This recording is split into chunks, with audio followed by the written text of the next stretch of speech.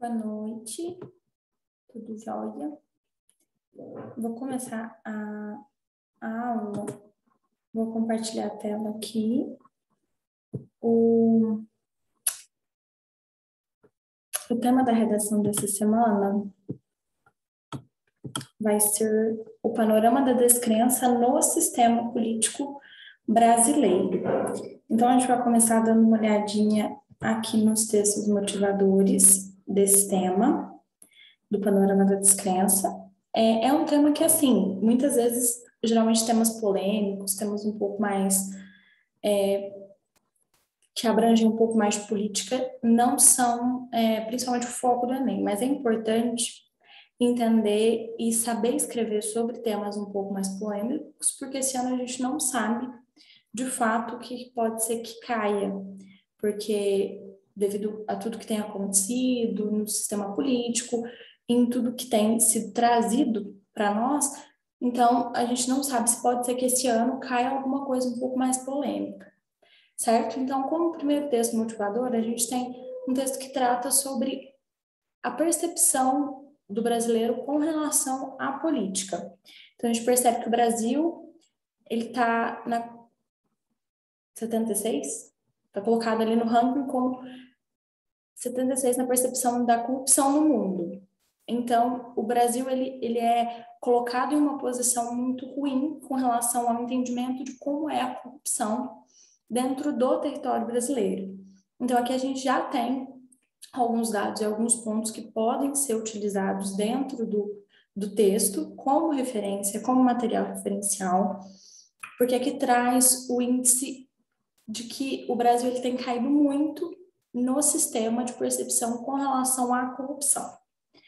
Como segundo texto motivador, nós temos que como é esse desenho de como é a cultura política no Brasil.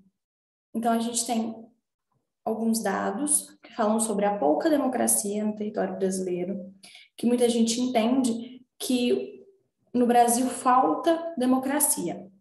Sobre a laicidade e a liberdade religiosa, que muitos brasileiros eles concordam que o governo ele não deve promover fatos religiosos, como, por exemplo, muitas vezes a gente vê na política trazendo a ideia da religião para o centro político, a questão do Brasil ser um Estado laico, apesar de não ser um Estado ateu, ser um Estado laico, então ele não deve promover essa religião dessa forma.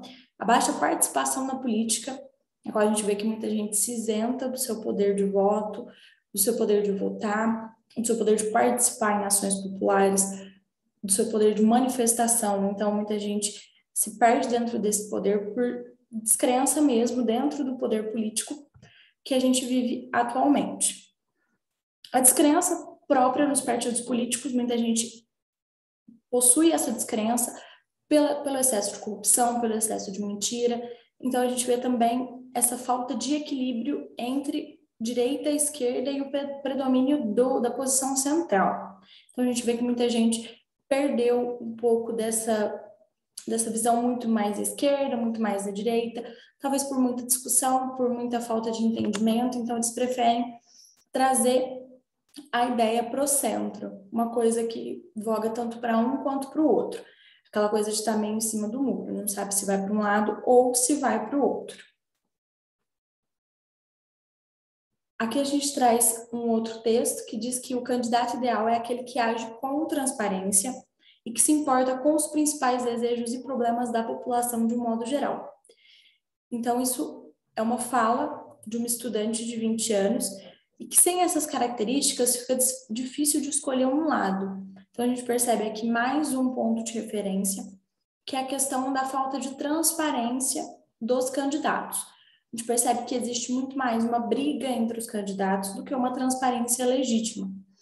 Então, aqui a gente traz essa ideia de que falta transparência, falta verdade naquilo que eles falam, porque muitas vezes eles prometem uma coisa e falta muito cumprimento dentro dessas promessas trazidas pelos candidatos. E ela acrescenta aqui no caso que ela não sabe quem vai escolher para o cargo previsto e que não há nada que faça com que ela confie nos candidatos. A gente vê também uma desconfiança muito grande da população dentro do sistema político. Então, aqui a gente tem alguns exemplos de teses que podem ser utilizadas dentro do parágrafo de introdução. Lembrando que tese tem que estar dentro do parágrafo de introdução, tem que estar bem explicada dentro do parágrafo de introdução. E são duas teses dentro do parágrafo de introdução que tem que estar presente, tem que estar bem clara dentro da formulação do parágrafo de introdução. Então, aqui nós temos alguns exemplos de teses que podem ser utilizadas para começar a redação. Então, a gente traz aqui o exemplo das crises políticas e dos escândalos políticos. Então, eles corroboram para a descrença no sistema político esse fato de ter muita crise política, de ter muito escândalo dentro da política, o aumento dos escândalos de corrupção e o sentimento de impotência popular. A população não se sente capaz de agir contra a corrupção. Então, também pode ser utilizada como uma tese para ser discorrida dentro do texto, dentro dos parágrafos de desenvolvimento. Uma segurança do voto e a perda da identidade nacional.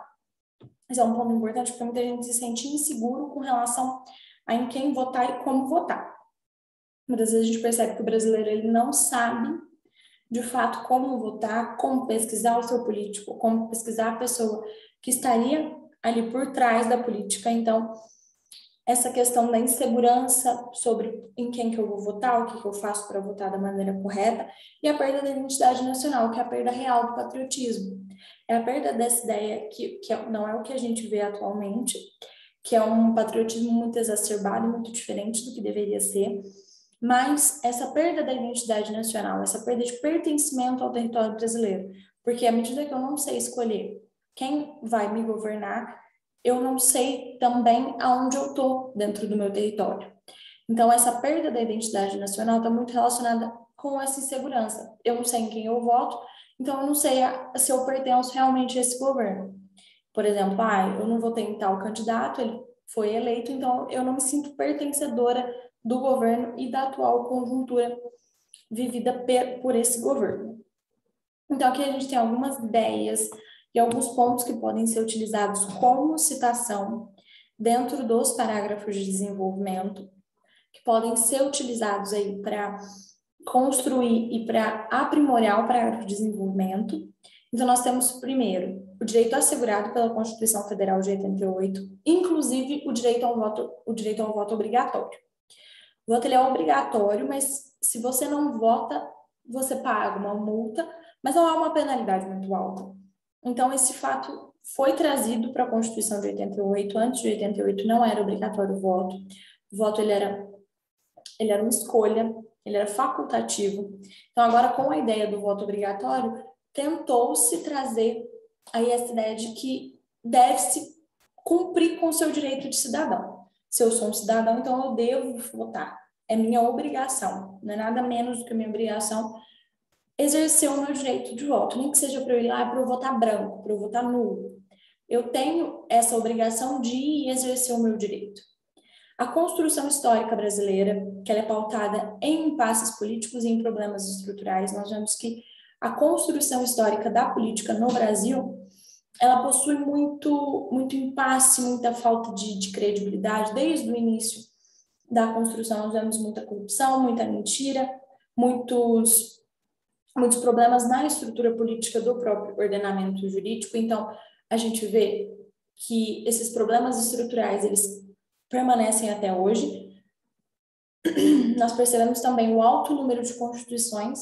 No Brasil, nós tivemos um total de 7 constituições. Então, esse alto número de constituições traz um viés um pouco de insegurança, porque quando a gente muda totalmente uma constituição e muda totalmente o ordenamento de um país, isso gera insegurança para a população, porque não tem uma estabilidade constitucional. Então, quando a gente tem aí governos que prometem alterações constitucionais muito grandes, ou então revogações de constituições, promulgações de outras, nós vemos que isso gera toda uma insegurança dentro do ordenamento político. Uma instabilidade política, resultado de toda essa construção pautada nos impasses e nos problemas estruturais, Os impeachments recorrentes de vários presidentes, nós tivemos aí, se eu não me engano, 3 impeachments, 2 ou 3 impeachments, então, assim, a gente percebe que essa frequência nos impeachments dos presidentes gera também uma instabilidade política e uma insegurança, porque a gente não sabe, foi eleito, a pessoa foi eleita com a maioria dos votos, foi eleita de forma legal, de forma segura, de forma legítima, e depois de 2, 3 anos, 4 anos de mandato, ela sofre um impeachment. Então, assim, isso gera uma insegurança, porque o que era para estar ali por pelo menos 4 anos não está. Então, isso gera toda uma instabilidade e resulta em um ceticismo político, no qual as pessoas param de acreditar no sistema político, param de acreditar que aquilo realmente funcione, aquela ideia de que todo político é corrupto, de que todo mundo que está ali dentro só pensa na mesma coisa, em corrupção, em roubo, em desvio de verba. Então, traz essa ideia de que, independente de quem eu votar, independente da forma como eu exercer o meu direito, qualquer um que eu colocar ali vai trazer a mesma ideia de corrupção, vai trazer o mesmo ponto. Outra citação que a gente pode utilizar é a Revolução Francesa, de 1789, que ela foi marcada por uma insatisfação social, contrária à brasileira. Ou seja, quando a gente tem uma revolução na qual a população ela se move contra um determinado governo em favor de uma causa, nós temos aí um fortalecimento da Constituição que virá a seguinte. Por quê? Porque nós temos uma população extremamente insatisfeita com a atual conjuntura do Estado na qual ela está inserida. Se a população está insatisfeita, eles vão fazer uma Constituição que minimamente satisfaça essa população. Agora, nas constituições brasileiras e nos manifestos ocorridos, nós não temos essa insatisfação popular. As constituições não são fruto de uma revolução. Elas são fruto de uma promulgação, na maioria das vezes, que falta até mesmo votação popular para determinadas leis, para determinados pontos que deveriam ter mais participação popular. Então, a gente percebe que não há essa insatisfação popular da maneira correta. Então, essa insatisfação popular, ela passa a ser uma coisa muito mais informal, muito mais insatisfação nas redes sociais, uma insatisfação dentro de casa, insatisfação na rua, do que uma insatisfação formal, que seria com as ações sociais que são possíveis de serem feitas contra determinados atos do governo, que não são feitas da maneira correta, que não são feitas de maneira formal. Se eu tenho alguma coisa para falar e para alegar contra determinado presidente, contra determinado prefeito, contra determinado político na sua situação atual, eu tenho que fazer isso de uma forma formal. Eu tenho que fazer isso através de uma peça, através de um escrito. Eu não posso simplesmente debater esses fatos e essas questões dentro de um ambiente informal. Nós temos também as questões dos grandes casos de escândalo político, como no caso do Mensalão. As diretas, já que foi um movimento que ele visava o fim da ditadura, que foi uma das poucas vezes que houve uma grande revolução, uma grande comoção social em prol de uma determinada causa. Montesquieu, que também é um importante filósofo que trata sobre esse tema, que fala que somente o poder ele é capaz de frear o poder. Então, somente o poder de uma esfera pode frear o poder da outra. Então, se atendem muito a isso, porque somente o poder, seja ele populacional, seja ele o poder de um outro meio político, seja ele o poder do órgão jurídico, do órgão legislativo, do órgão executivo, ele pode frear os demais. Então, se atentem, porque essa é uma citação muito importante e que pode gerar uma grande discussão dentro do texto de vocês. Nós temos também um Instituto Ipsos, que mostra que 94% dos eleitores não se sentem representados enquanto por quem votaram. Então, eles votam, mas eles não se sentem representados pelas pessoas nas quais eles votam. Então, esse é um importante ponto, porque a partir do momento que você não é representado por quem você vota, você não deveria votar na pessoa. Isso é o mínimo. Mas muita gente não consegue entender, porque não entende como pesquisa, como ver o que de fato determinado eleitor, determinado candidato está tentando, está buscando ali na sua candidatura. Então, falta esse reconhecimento e esse entendimento de aonde eu vou para entender quem é o meu candidato, o que ele vai fazer de fato. Porque ele tem que me representar, ele tem que minimamente trazer à tona alguns ideais que sejam parecidos, semelhantes, ou que ele vá fazer algo que seja uma coisa que eu busco para o país, para o governo. Então, minimamente, ele tem que trazer, me representar. Então, se 94% dos eleitores não se sentem representados por quem eles votaram, então falta aí um entendimento de por que isso está acontecendo. Por que eles não se sentem representados? Falta análise no voto? Falta análise no candidato? Falta uma credibilidade no sistema político? Falta o entendimento de quem são esses candidatos? Então, é um importante ponto para ser pensado. E aqui eu coloquei 2 ideias de conclusão que vocês podem utilizar, não exatamente essas, mas como um ponto de partida para entender uma conclusão um pouco mais completa e uma conclusão com todos os elementos de maneira correta e coerente. Então, a primeira conclusão, ela fala dessa forma. Fica claro, portanto, a necessidade de se combater os problemas que se relacionam à insatisfação da crise da representatividade no Brasil, que seria a descrença nos políticos brasileiros. É necessário, antes de tudo, que seja implantado pelo Ministério da Educação em todas as escolas, uma grade curricular obrigatória destinada ao ensino de conceitos e questões políticas. Já visto que grande parte dos brasileiros carecem de informações básicas para que assim os estudantes possam obter maior senso crítico e que no futuro possam votar de maneira consciente e questionadora. Então aqui o autor traz o agente, o Ministério da Educação, em todas as escolas, uma grade curricular obrigatória. Então, a implementação de uma grade curricular obrigatória à ação, com a finalidade ou destinada ao ensino de conceitos e questões políticas, já visto que grande parte dos brasileiros eles carecem dessas informações. Então, ele traz aqui todos os elementos presentes dentro de uma conclusão para solucionar o problema em questão. Então, para o autor, é necessário que tenha uma educação política dentro das escolas, que é um importante ponto que pode solucionar grande parte das questões que vocês vão trazer da descrença do poder político brasileiro. Ademais, é dever do governo cumprir de forma rígida as leis estabelecidas na Constituição de 88, punindo os políticos que não estão respeitando a legislação vigente no país. Então, nós temos aqui um outro ponto que ele traz, que provavelmente no segundo parágrafo de desenvolvimento, ele fala da falta de punibilidade dos políticos, né, que eles cometem aí seus crimes, suas corrupções e falta essa punição, né? Então, ele traz aqui uma solução que seria o cumprimento das leis estabelecidas para esses políticos, a fim de que eles sejam punidos pelos crimes que eles cometem. Certo? A segunda ideia de uma conclusão é a seguinte: dessa forma, o panorama da descrença no sistema político só aumenta, pois o povo não tem conhecimento do poder da democracia.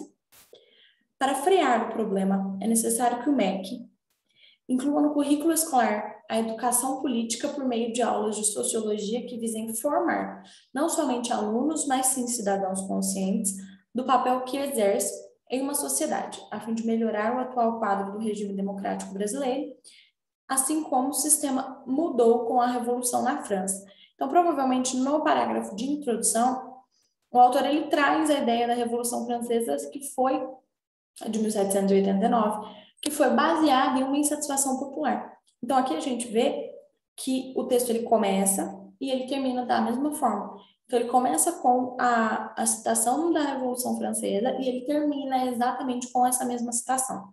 Então, se atentem a isso, essa questão de o texto começar e o texto terminar da mesma forma. E, principalmente, a trazer essa ideia de que o brasileiro precisa aprender para frear e para, principalmente, acabar com essa ideia da descrença, ele precisa entender o que é política, de onde ela vem e quais são as formas de se fazer política e de se cumprir com o que a política é capaz de trazer, certo? Então, esse é o tema dessa semana. Eu vou disponibilizar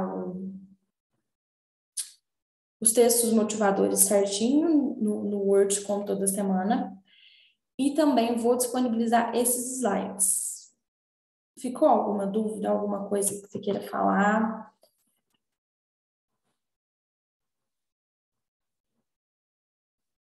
Combinado, então. Na semana que vem, você tem aula com a Jaque. Então, nesse caso, a nossa aula se encerra nessa semana. E na semana que vem, ela traz o tema da redação